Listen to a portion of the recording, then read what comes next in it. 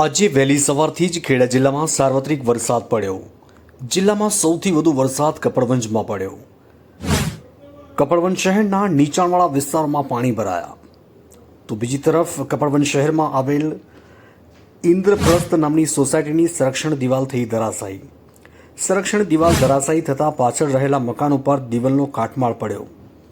મકાનમાં રહેતા પરિવાર કાટમાળ નીચે દબાયા. દબાયેલા પરિવારને આજુબાજુમાં રહેતા સ્થાનિકો દ્વારા કાટમાળ નીચેથી બહાર કાઢવામાં આવ્યા. 2 મહિલા, 1 પુરુષ અને એક 12 મહિનાની નાની બાળકીને થઈ ગંભીર ઈજાઓ. ગંભીર ઈજા પામનાર પરિવારને કપડવંજની ખાનગી હોસ્પિટલમાં સારવાર અર્થે ખસેડાયા. ઇન્દ્રપ્રસ્થ સોસાયટીના બિલ્ડર કપડવંજ શહેરમાં મોટું નામ ધરાવતા હોય તમામ ઘટનાને દબાવવા માટે ચાલી રહ્યા છે પ્રયત્નો. મસ્ત મોટી સોસાયટીની હલકી ગુણવત્તાવાળી સંરક્ષણ દિવાલ હજુ પણ ધરાશાયી થાય તો નવાય નહીં.